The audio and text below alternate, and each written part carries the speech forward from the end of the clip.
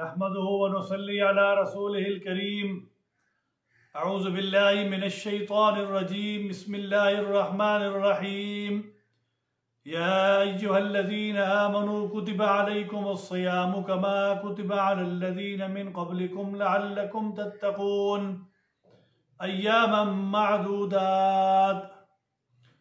اللہ تبارک و تعالی نے قرآن مجید میں ایمان والوں کو یہ خطاب کیا ہے کہ اے ایمان والو، تمہارے اوپر روزے فرض کیے گئے ہیں جیسا کہ پہلی امتوں پر فرض کیے گئے تھے۔ لعلکم تتقون، اس روزے کا اصل مقصد کیا ہے کہ تم تقوی حاصل کرو، متقی بن جاؤ، پرہیزگار بن جاؤ، یعنی گناہوں سے بچنے کا نام روزہ ہے۔ تقوی کسے کہتے ہیں؟ گناہوں سے بچ جانا۔ اور جب انسان روزہ رکھتا ہے تو اس سے بہت سارے گناہوں سے انسان بچ جاتا ہے۔ اور روزہ یہ بہت ساری بیماریوں کا علاج بھی ہے۔ آنے والی ایسی بیماریاں اللہ تبارک و تعالی اس کے ذریعے سے ختم کر دیتا ہے، روک دیتا ہے، اور جو بیماری لگی ہوتی ہے وہ بھی اس سے بھی انسان صحت مند ہو جاتا ہے، صحت پا لیتا ہے۔ اللہ تبارک و تعالی نے روزے کو ہمارے لیے صحت والا بنایا۔ ایام معدودات، اور یہ گنے چنے دن ہیں، یعنی ایک مہینہ ہے، ایک سال کے اندر 12 مہینے ہیں، ایک مہینہ اللہ کے لیے بھوکا رہنا، پیاسا رہنا۔ اور اس کے بارے میں تو اللہ پاک نے فرمایا وَأَنَا أَجْزِي بِهِ، کہ اس روزے کا بدلہ کیا ہے۔ اللہ فرما رہے ہیں کہ اس روزے کا بدلہ میں خود ہوں، میں خود بدلہ دوں گا۔ اور روزے دار کی جو منہ کی بدبو ہے یہ مشک سے بھی زیادہ اللہ کو محبوب ہے۔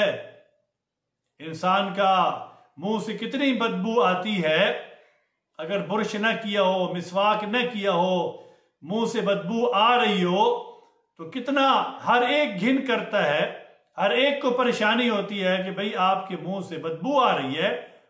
لیکن یہ جو معدہ خالی ہونے کی وجہ سے جو منہ سے بدبو آتی ہے، یہ اللہ تبارک و تعالیٰ کے ہاں مشک سے بھی زیادہ اللہ تبارک و تعالیٰ نے اس کو اچھا کہا ہے۔ یہ بدبو نہیں ہے، یہ خوشبو ہے، اور یہ جنت کی خوشبو ہے۔ اس لیے کہ روزہ ڈھال ہے، الصوم جنہ، اور یہ گناہوں سے بچانے والا ہے، جنت میں لے کے جانے والا ہے۔ تقوی اس روزے کے ذریعے سے حاصل ہوتا ہے۔ تو ہم روزے کو انتہائی قیمتی بنائیں۔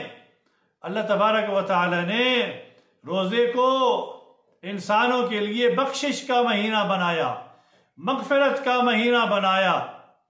اللہ پاک سے انسان جتنا اپنے گناہوں کی معافی مانگنا چاہے مانگ سکتا ہے۔ اور اللہ تبارک و تعالیٰ تو کچھ وقت ایسے رکھے ہیں کہ جس میں گناہوں کی معافی اللہ پاک نے رکھی ہوئی ہے۔ یعنی تہجد کے وقت اللہ جل شانہ سے گڑ گڑا کے مانگنا، رونا، اپنے گناہوں پر رونا، نادم ہونا۔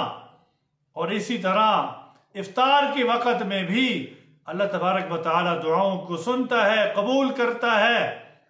ہم کھانے پینے میں نہ لگیں، افطار کے وقت میں اللہ کی طرف متوجہ ہو جائیں۔ وقت سے پہلے کھانا پینا سب کچھ تیار ہو جائے، کچھ وقت پہلے 10 منٹ 15 منٹ اللہ کے سامنے ہم رجوع کریں، اور اللہ کے سامنے ایسے سب کچھ چھوڑ کر اللہ کے سامنے ہم بیٹھ جائیں اور اپنے گناہوں کی معافی مانگیں، دعا کریں، اپنی اولاد کے لیے دعا کریں، بیوی بچوں کے لیے دعا کریں، والدین کے لیے دعا کریں۔ اور جتنے لوگ دنیا سے رخصت ہو گئے، انتقال کر گئے، عزیز و اقارب، رشتہ دار، بزرگان دین، تمام انبیاء صلی اللہ علیہ وسلم سے لے کر آدم علیہ السلام سے لے کر آپ علیہ السلام، تمام صحابہ، سب کے لیے دعا کریں۔ اللہ تعالیٰ سب کی قبروں کو جنت کا باغ بنائے، سب کو دعاؤں میں یاد رکھے۔ دعاؤں کی قبولیت کا وقت ہے۔ اللہ تبارک و تعالی ہمیں رمضان مبارک کی گھڑیاں صحیح گزارنے کی